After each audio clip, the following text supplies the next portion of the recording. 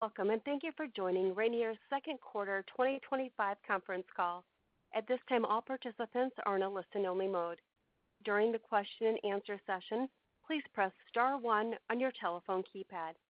Today's conference is being recorded. If you have any objections, you may disconnect at this time.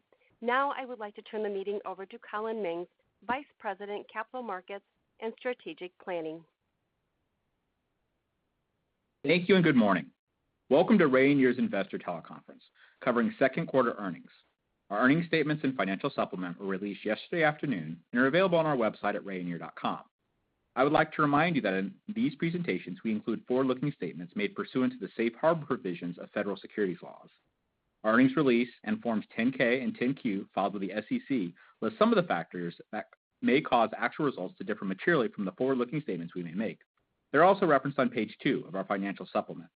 Throughout these presentations, we will also discuss non-GAAP financial measures, which are defined and reconciled to the nearest GAAP measures in our earnings release and supplemental materials. With that, let's start our teleconference with opening comments from Mark McHugh, our President and CEO. Mark? Thanks, Collin. Good morning, everyone. First, I'll make some high-level comments before turning it over to April Tice, Senior Vice President and Chief Financial Officer, to review our consolidated financial results. Then Doug Long, Executive Vice President and Chief Resource Officer, will comment on our timber results. And following the review of our timber segments, April will discuss our real estate results and our outlook for the balance of the year.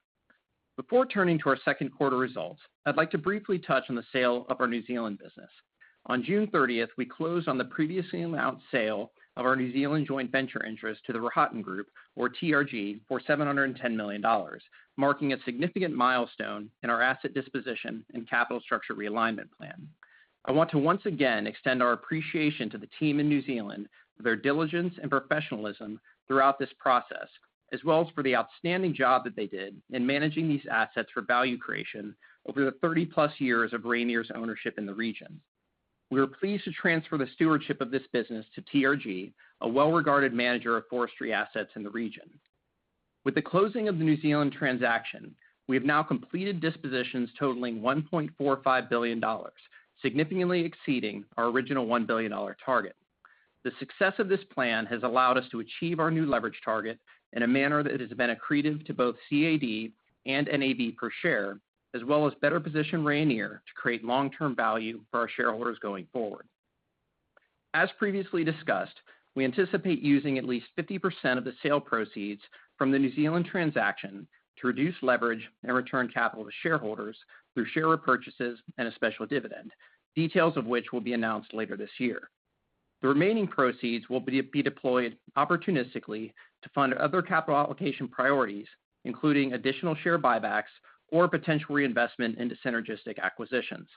With that said, given where the stock currently sits, we believe share repurchases represent the most compelling use of capital.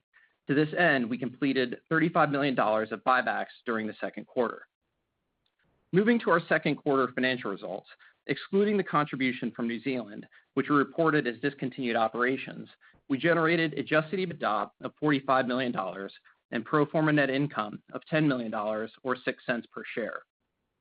Adjusted EBITDA increased 35% versus the prior year quarter, reflecting improved results in our Pacific Northwest timber and real estate segments, as well as reduced overhead, partially offset by lower results in our segment.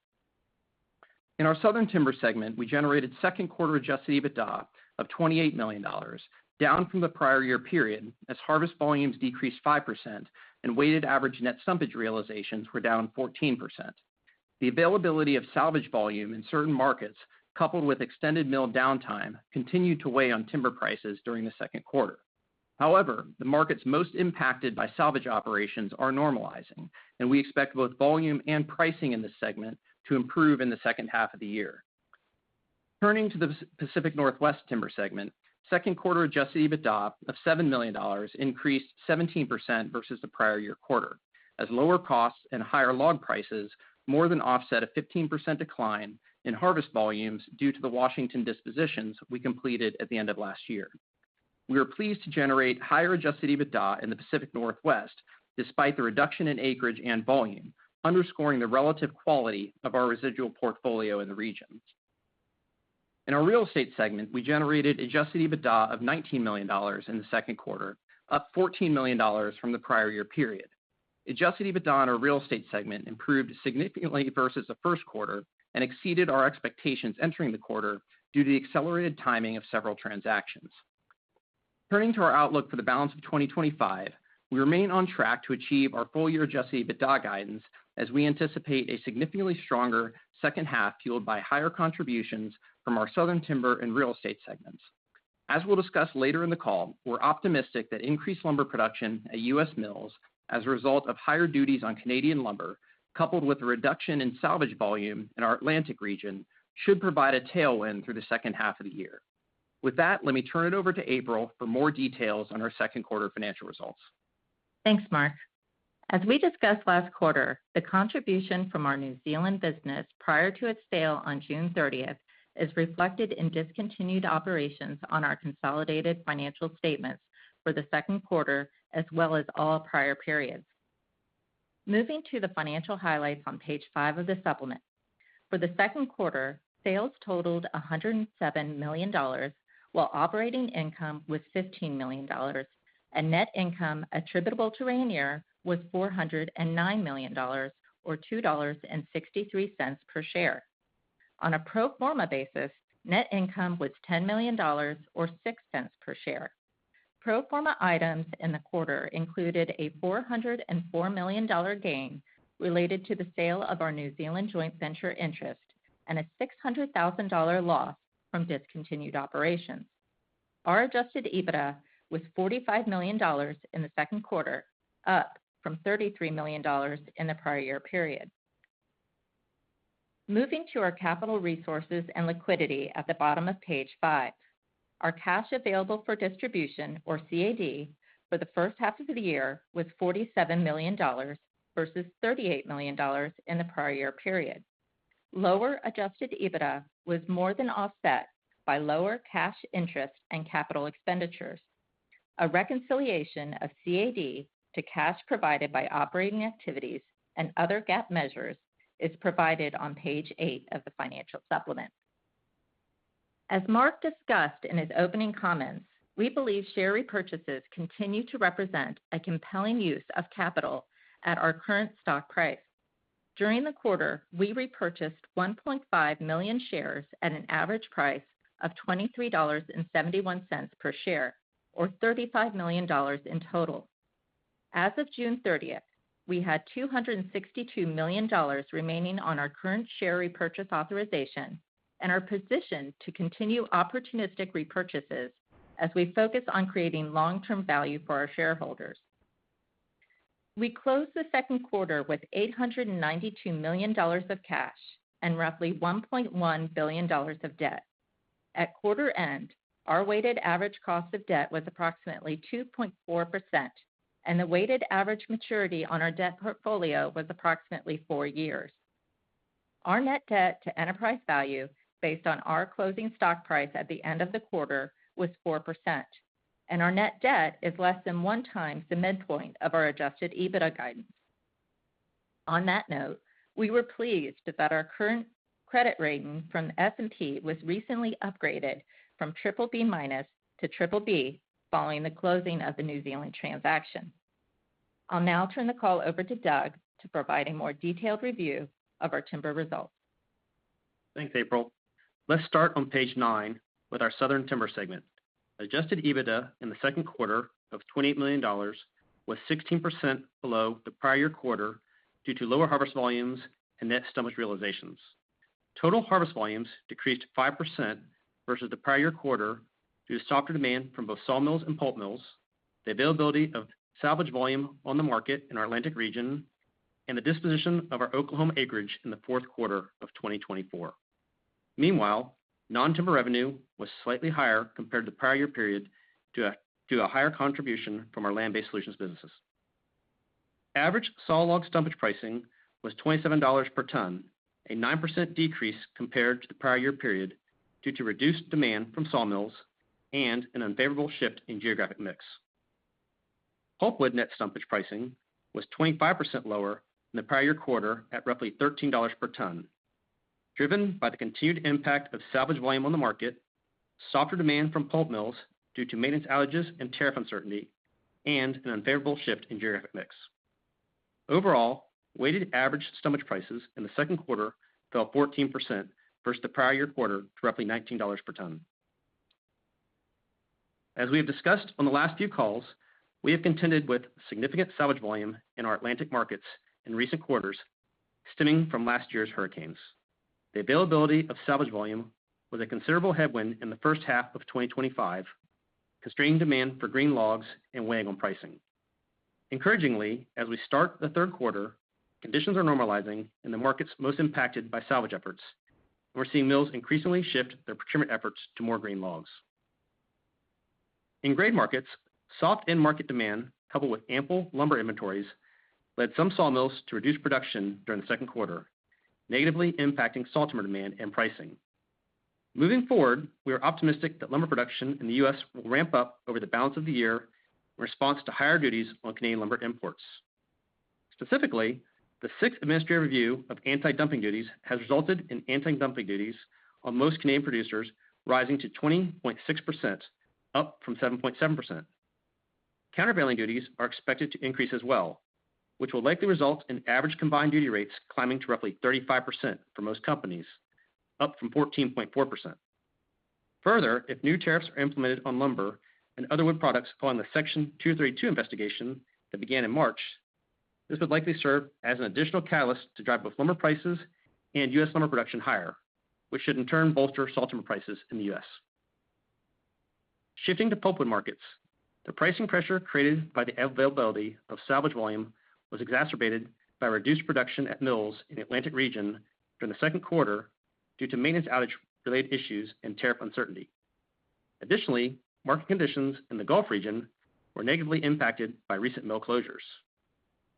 While tariff-related uncertainty could continue to weigh on some of our customers, we believe market conditions for pulpwood will improve over the balance of the year based on a number of factors. Specifically, we believe that increased mill operating rates, less salvage volume on the market, and some improved visibility on trade policy following the recently announced trade deals with the UK and EU should collectively translate to improved market conditions for pulpwood in the second half of the year.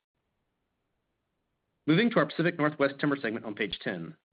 Second quarter adjusted EBITDA of $7 million was 17% above the prior year quarter as lower costs and higher log prices more than offset lower harvest volumes and non-timber income.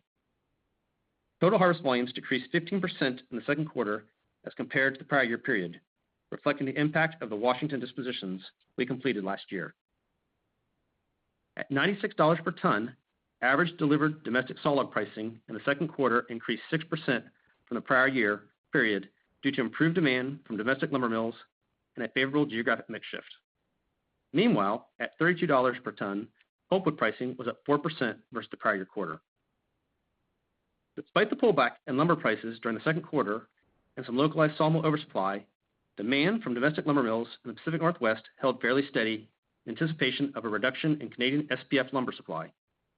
The lumber produced at the mills in the region more directly competes with Canadian lumber imports, leaving Pacific Northwest mills well positioned to benefit from a further decline in Canadian supply as higher countervailing and anti-dumping duties come into effect. Similar to the U.S. South, we also believe domestic lumber producers in the Pacific Northwest stand to benefit to the extent new tariffs are implemented as a result of the Section 232 investigation on wood products. While we are upbeat about the outlook for domestic sawtimber demand in the region, we expect demand from the export market to remain fairly limited over the near term due to the Chinese ban on U.S. log imports. That said, we are encouraged to see demand from Japan gradually improving with the reopening of a major sawmill that was previously closed due to a fire in 2023. I'll now turn it back over to April to cover our real estate results. Thanks, Doug. As detailed on page 11, the contribution from our real estate segment during the second quarter was above our expectations due to continued strong demand and the accelerated timing of several transactions. Real estate revenue totaled $29 million on roughly 3,300 acres sold at an average price of $8,300 per acre. The strong average price per acre reflects both the proportion of development sales closed as well as the healthy premiums above timberland value that our team is realizing on rural land sales. Real estate segment adjusted EBITDA in the second quarter was $19 million, well above our prior guidance range of $5 to $10 million.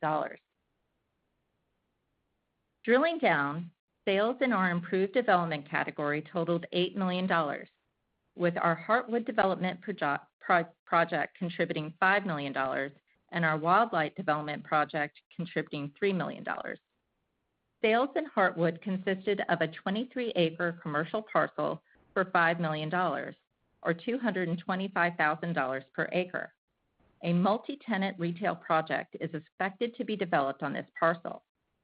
Meanwhile, sales in Wildlight consisted of 2 commercial parcels totaling 3.1 acres that were sold at an average price above $1 million per acre, reflecting the strong demand for prime locations within this project. Moving forward, we remain encouraged by the strong interest and home builder activity at both projects. In Heartwood, we believe the opening of the new Richmond Hill High School this month, located on the same campus as the previously opened elementary and middle schools, will serve as an additional catalyst to attract families to Heartwood and its highly regarded school system. Despite continued softness in the national housing market, demand remains robust for our master planned communities in Florida and Georgia. Both Wildlight and Heartwood continue to benefit from strong positioning in their respective markets based on the project maturity, favorable amenities, a diverse mix of uses, healthy migration, and relatively affordable price points. Unimproved development sales in our real estate segment consisted of a 311-acre transaction in Flagler County, Florida, for $3 million, or $9,635 per acre. In the rural category, second quarter sales totaled $16 million, consisting of approximately 2,900 acres at an average price of roughly $5,400 per acre. We experienced a solid quarter of closings following a relatively light first quarter and have a strong transaction pipeline for the second half of 2025. Momentum in our rural land sales business remains robust as we continue to see interest from conservation-oriented buyers, high net worth individuals seeking investment diversification, and recreation-driven buyers. Now turning to our outlook for the balance of 2025. As Mark discussed earlier, we remain on track to achieve full-year adjusted EBITDA of $215 to $235 million and pro forma EPS of 34 cents to 41 cents, consistent with our prior guidance range. With respect to our individual segments, starting with our Southern Timber segment, we expect full-year harvest volumes toward the lower end of our prior guidance range, although we expect materially higher volumes in the second half versus the first half of the year. We further expect that pine net stumpage realizations will be modestly higher in the second half of the year as compared to the first half due to reduced salvage volume on the market, more normalized demand conditions following several extended mill outages, and a favorable geographic mix. Overall, we anticipate significantly higher results in the second half versus the first half of the year, with full-year adjusted EBITDA near the lower end of our prior guidance range. In our Pacific Northwest Timber segment, we expect to achieve full-year harvest volumes consistent with our prior guidance. We further expect that weighted average log pricing will be modestly higher in the second half of the year as compared to the first half due to the anticipated effect of increased duties on Canadian lumber imports.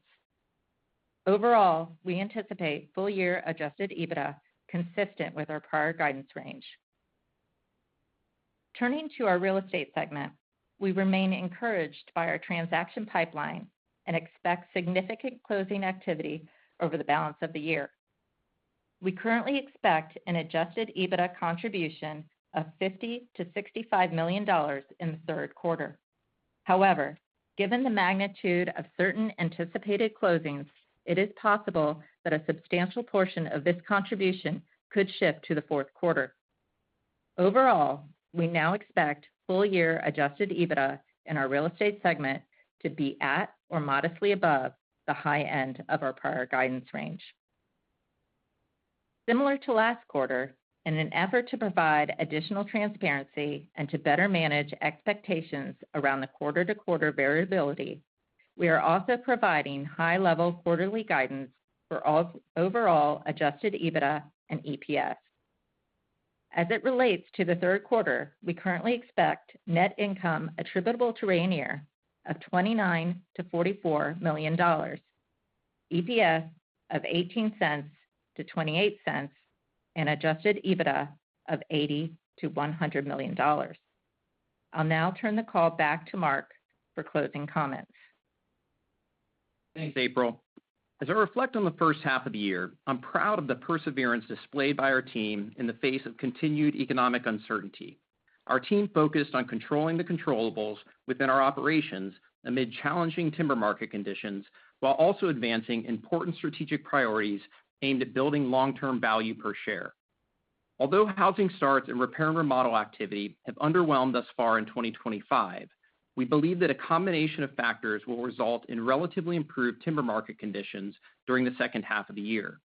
As Doug discussed earlier, the headwinds created by hurricane salvage operations within some of our larger U.S. South markets are subsiding, and demand for green logs is normalizing. Further, the supply of lumber entering the U.S. market is poised to decline in response to higher duty rates being assessed on Canadian lumber imports. In turn, U.S. sawmills should gain market share, leading to better operating conditions for timberland owners.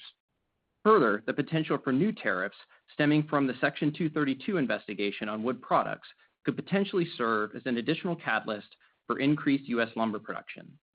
These factors, coupled with the prospect of interest rate cuts later this year, give us reasons for optimism regarding the near-term outlook for our timber business. Turning to real estate, demand for our rural properties remains strong, and we continue to see favorable momentum at both our Wildlight and Heartwood development projects.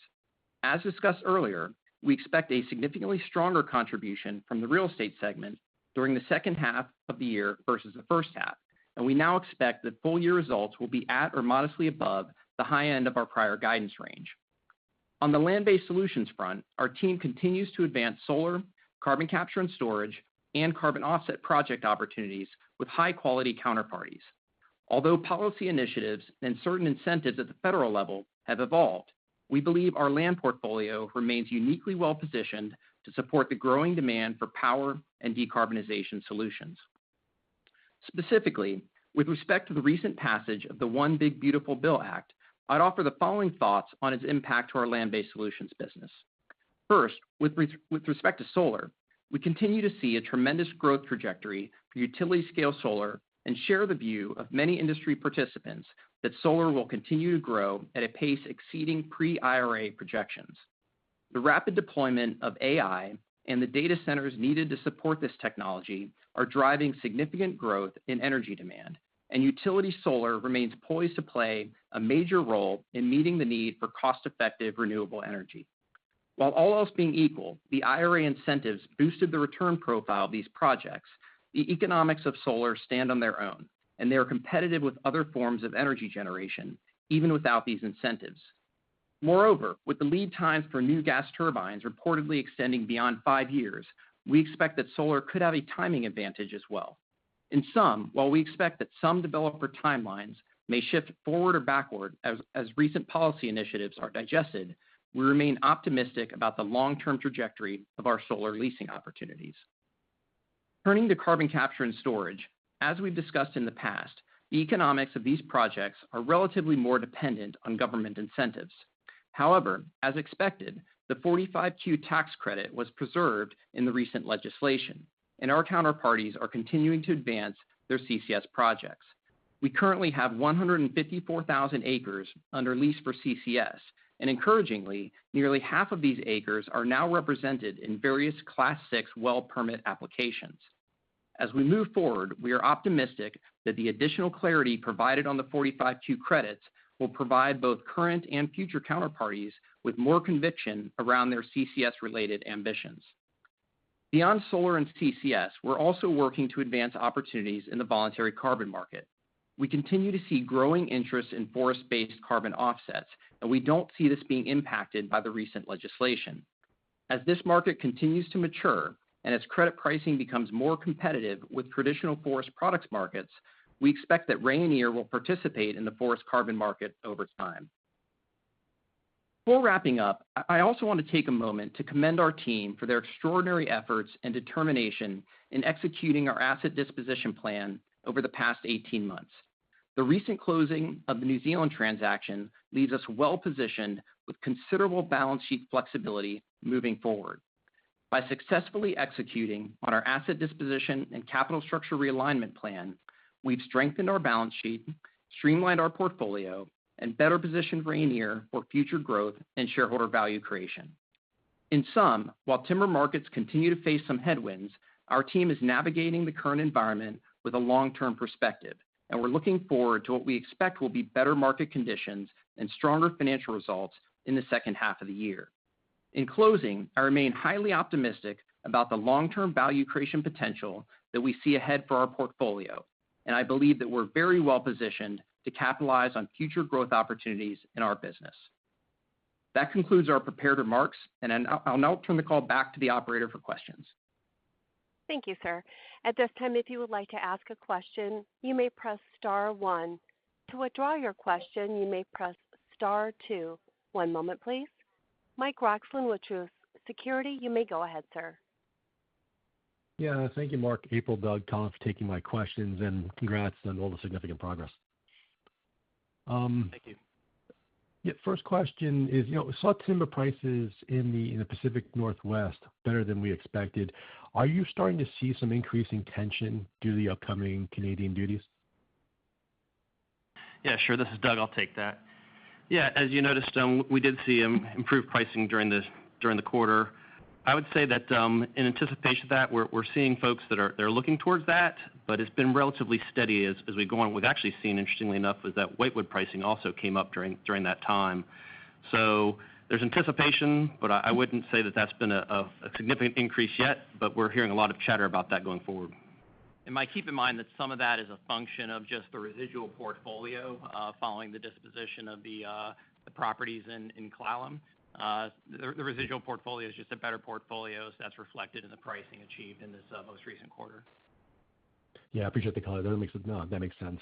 What are you seeing currently, just out of curiosity, in terms of prices? Have you seen, so if 2Q, there was a residual from the portfolio, and you're seeing trends as you outlined them. Are you seeing anything more currently with respect to pricing being tensioned because the ADD was announced?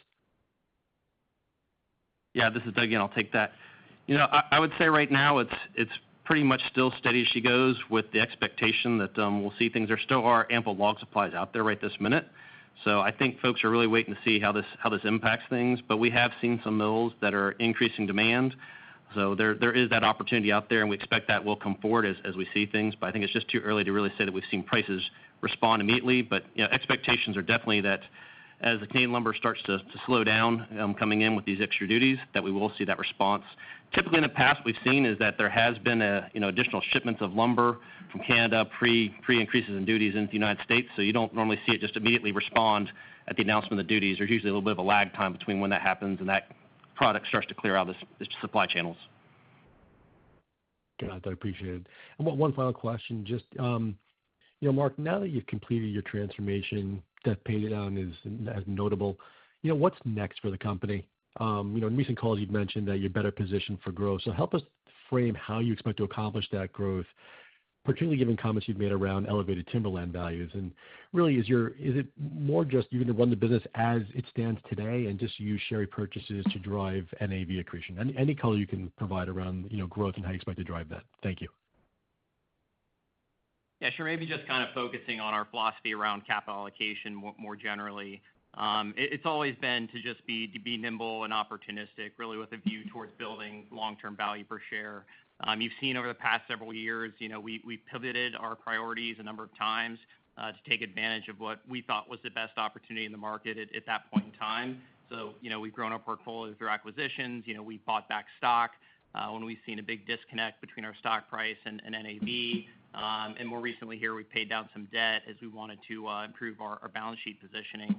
We don't go into any period with prescriptive capital allocation targets. We really try to play the hand we're dealt to create value for shareholders. Right now we're certainly focused on share buybacks, given the significant disconnect that we see between our share price and our view of NAV. But we're not afraid to pivot when it makes sense to do so. Of course, we've indicated that we intend to maintain a leverage target below 3x net debt to EBITDA. So some of our cash will invariably be earmarked for debt paydown. But that still leaves about $500 million or over $500 million that we have available to deploy opportunistically. So again, we're going to just continue to think about that in terms of how do we build long-term value per share. Timberland acquisitions are obviously challenging in this market environment relative to our cost of capital, but that could change. That dynamic could change over time. Got it. Thank you. Thank you. Our next caller is Buck Horne with Raymond James. You may go ahead. Hey, thanks. Good morning, guys, and congrats on the New Zealand sale and all the progress year to date. Great job. And I'm kind of curious about your thoughts on just the upcoming hurricane season as it relates to the U.S. South, and you've been dealing with the salvage volume overhang for the past couple of quarters. But we've got another hurricane season where the forecast is for an above average number of storms and 3 to 5 kind of major hurricanes projected. How do you look at the landscape in terms of if we did have a couple of major storms, these hard question to answer, but are the timber strands that are out there in the wood baskets more or less vulnerable to damages or salvage, or some sort of salvage activity if we did have another couple of major storms hit the region? Yeah, as you say, that is a hard one to predict or forecast going forward. To your point, what I would say is you're right. They are predicting potentially additional, but what we've seen so far is the setup is that they're not necessarily aimed at the Southeast United States right this minute, which is good news as we go forward. So it's been a little bit slow to start, and I'm going to knock on some wood that continues and that they don't form in that formation. As with respect to our own assets, we for the last few years. We've been thinking about this quite a bit as we think about kind of adapting for climate change, things like that. So we've been doing less thinning within a certain distance from the coastlines, basically, and I know that other folks are also starting to follow through with that also. So I think you're seeing forest owners starting to basically, often what happens is recently thin stands that really take a beating when a hurricane comes through, and so we're seeing folks start to think about those similarly as we go across. So I would say in some respects, over time we're going to see that hardening off, but it really is impossible to tell kind of the duration, the impact of a hurricane and how it's going to impact an area and just what might happen. Hurricane Helene was definitely a unique one that we hadn't seen before. It started in Florida, went all the way up into North Carolina. Praying we don't see another one like that. But our own assets, like I said, we're adapting to things we're seeing, changes in the climate and kind of what I call hardening off and making ourselves less susceptible to those things. And I'm seeing that elsewhere also. That's great. I appreciate the color there. Thank you. And on the real estate side, looking ahead to the third quarter with the projections and the pipeline looks very robust. I mean, is there any particular group of buyers that is getting more active, whether that's the rural or the conservation side, or is there a noticeable uptick in terms of just how sustainable this level of demand for higher and better use real estate is going forward? I'd say we've generally continued to see pretty strong demand across all the different categories of real estate sales. Recognize as we discussed in the prepared remarks, real estate sales are invariably lumpy in nature, and we do have a pretty strong second half planned for. And that's really just driven by a number of relatively large transactions that we anticipate are going to close in the third quarter. So again, overall demand environment continues to be strong, but really the strong 3Q and H2 is really driven by a handful of significant transactions. Got it. All right. Thanks for the color. Good luck, guys. Thank you. Our next caller is Anthony Pettinari with Citi Research. You may go ahead, sir.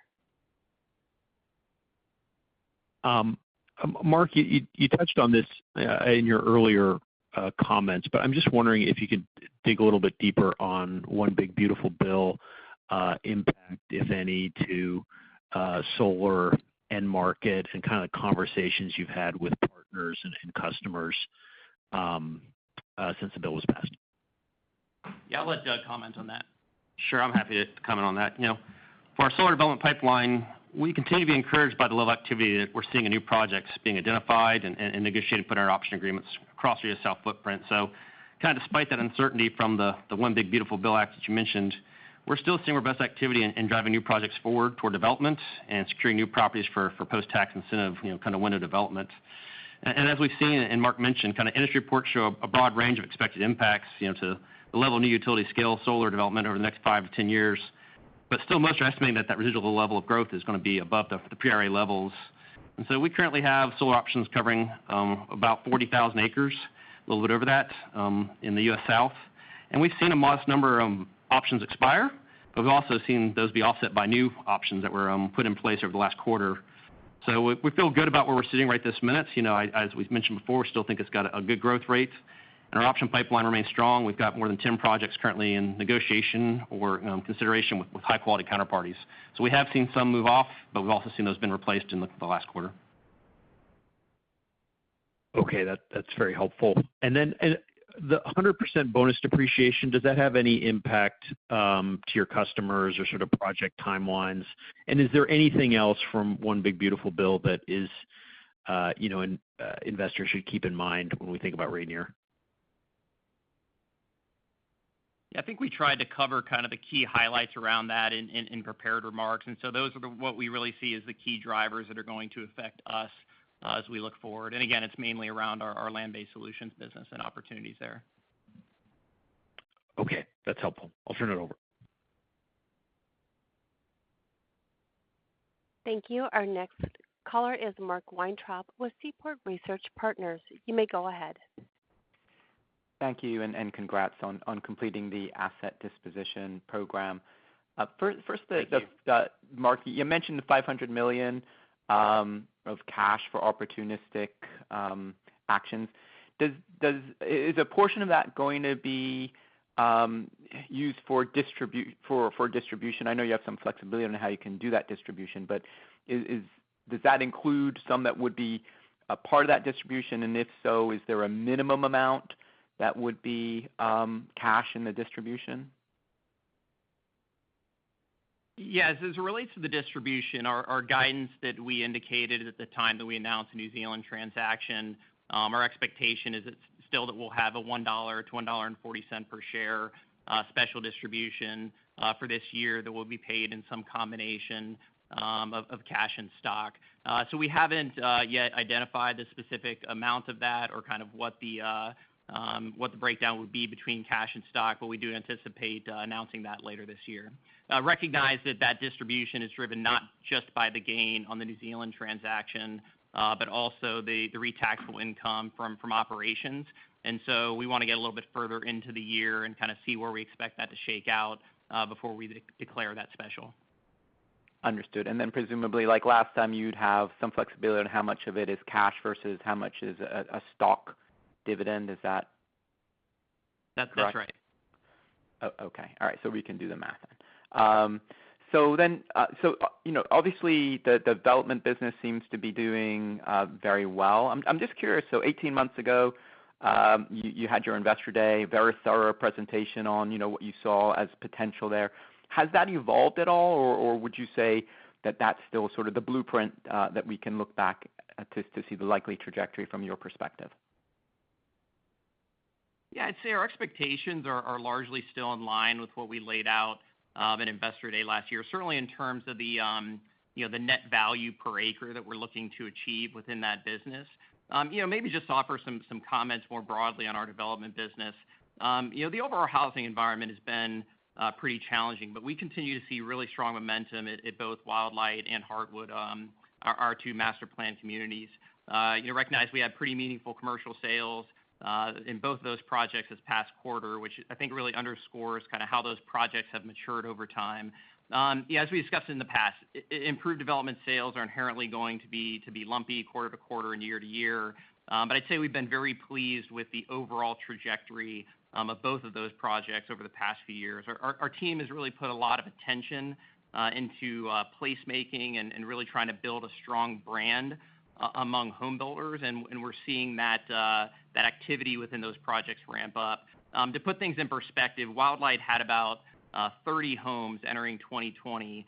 We're on pace to finish the year with over 750 project-to-date residential closings in Wildlight. And we expect that pace of residential closings are going to continue to ramp up over the next few years. We expect to get to upwards of 400 closings annually, which would put Wildlight up there among the top 50 MPCs in the country. So, suffice it to say, we're still in the early innings on these projects.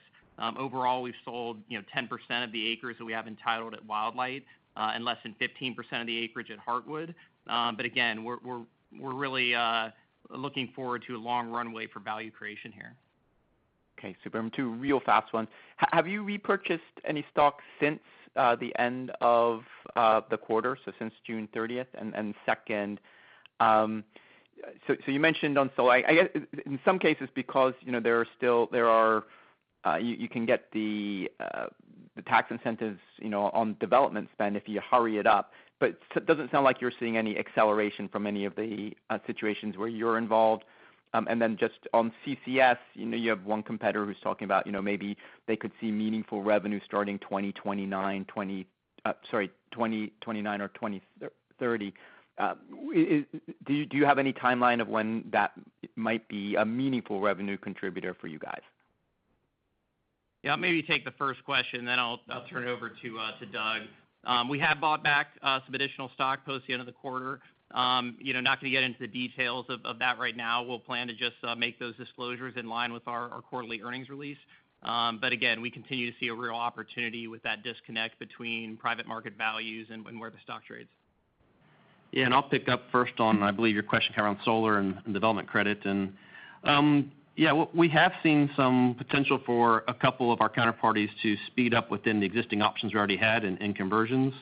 So, several of them anticipating the tariffs had bought ahead enough equipment basically for a year or more. And so we're seeing them, talking about moving forward on that. So, and in some cases, one of the options that dropped off was one they're saying we're gonna put our attention on this other one and focus on that. So we are seeing some focus on that. I can't say that when they're going to go into place yet, but we have seen some people speeding up on that kind of option lease process. So that is something that's on people's minds for sure in the solar. And on the carbon capture and storage, as we mentioned in our prepared comments, we're really pleased to have made the progress we have with almost nearly half of our 154,000 acres under CCS lease. And those are now moving through different stages of the Class 6 underground injection control permitting process, and that's for up to 53 wells right now. So it's an impressive number of wells that are currently in the permitting process. And we're really encouraged by continued momentum of work we have with several other parties on new projects. And one of the things that didn't necessarily come out of the OBBA, but has kind of come out of some recent executive actions is, the current regime has been supportive of CCS and really on improving things, getting things processed more quickly. And so through the Permitting Technology Action Plan, the administration is aiming to see that the Class 6 wells get permitted within 2 years, and that's through promoting state primacy and also streamlining regulatory reviews. So I think that's a positive. These were getting stuck in 3 to 4 year permitting processes before. So that is hopefully, if they're able to achieve the goals they have there, then as we kind of mentioned at our investor day, we talked about these are 3 to 5 year kind of projects from the time that you get something under lease and when it gets through permitting and can get into build. So with respect to the timing you mentioned before, I can't predict when something's going to happen based on still got to go through that government permitting. But it does seem positive that it seems like we're seeing that kind of acceleration closer than what was happening before. And kind of as we laid out in our investor day, the economics are primarily driven by the number of wells and the injection rates once they're operational. So we get those pre-injection rental payments that are a healthy 1 to 2 times timber EBITDA per acre. But once you get those injection royalties, that's when things can go up to 3 to 5 times that timber EBITDA per acre. So, and that really depends kind of on the CO2 sources, the number of wells you have, geology, permitted, storage capacity, and things like that. So in this area, there's a lot to like. You can still grow trees. You can still do carbon credits on top of it and have that opportunity. So I think net, the positive is we're seeing potential, at least talk from the administration about moving that permitting process forward. So we would hopefully see those kind of opportunities in the near future. I appreciate the color. Thank you. Our next caller is Keaton Mamtora with BMO Capital Markets. You may go ahead, sir. Good morning, and thanks for taking my question. Maybe coming back to Southern Timber, excluding kind of, the salvage activity that's been going on for the last couple of quarters, are you seeing sort of signs that, sort of things are stabilizing, and sort of, demand is improving? I mean, if you look from a housing standpoint, the recent data points haven't been great. So I'm just curious, what are you hearing from your customers in terms of their approach towards the back half as it relates to both sawlogs and pulpwood? Sure, this is Doug. I'll start with that. I'd say even in light of the tough conditions we've seen, particularly from the salvage, if you look, our pine sawtimber average pricing was still up 3% quarter over quarter. So while we are still contending with really tough conditions, we did see improvement overall across the U.S. South in our operations, and to see that pine sawtimber pricing coming up. So I think where we sit right now, we've seen it's very dependent on the customer and how they're thinking. We've recently seen mills that are procuring additional sawtimber and are looking to gear up, talking about additional shifts in the U.S. South in particular. And then we've seen customers who are taking a wait and see. So there's just a lot of uncertainty still. I wish I could tell you the exact answer to that. But what's been positive is that we have seen customers returning from their harvesting operations, as Mark mentioned, kind of normalizing. We talked about prepared garments. We had Florida customers who are up harvesting basically pulpwood salvage in Georgia. Primarily, most of what we're aware of, they've returned back to Florida, and they've been active in recent stumpage sales and really looking at increasing sawtimber production. And so we've seen pricing improve and our stumpage sales as we've sold things. So I think we're seeing, the early hints of improvement there. It's a positive momentum as we go through that. But in the quarter, we still suffered from that, as we mentioned kind of last time, about a 20% price decline in that primary market of our Southeast Georgia area. But as we get outside of that, we've been pleased with what we've seen so far, and pricing was more than stable. It increased by 3% on the sawlog side, and we are seeing increased talk about demand. I think people are still waiting to see how things go. As I mentioned before, there's usually additional lumber in the supply chain pre the duties getting imposed. And so I think folks don't want to get caught out, but they're definitely the right momentum talking about opportunity to add crews and increase production. So it's a positive signal, I'd say, overall, but I think folks are still just, being careful in the current situation. And primarily, interestingly enough, it's been more on the southern yellow pine side that we've seen that than it has been in the Northwest. Mainly because I think most of our Northwest mills were already operating near capacity. And where I mentioned earlier, what we've seen is the whitewood mills, which have had lower pricing. Those are the ones that we've seen some improved pricing really in the last quarter, kind of in relation to that. So we're seeing that kind of substitution effect as we go forward. So really think there's going to be positive momentum here once these duties take bite and that supply chain starts to clear out some. Understood. No, that's very helpful perspective. I'll jump back in the queue. Good luck. Thank you. There are no further questions. I'll now turn the call back over to Collin Mings. You may go ahead, sir. Thanks. This is Collin Mings. I'd like to thank everybody for joining us. Please contact us with any follow-up questions. Thank you. This concludes today's conference call. You may go ahead and disconnect at this time.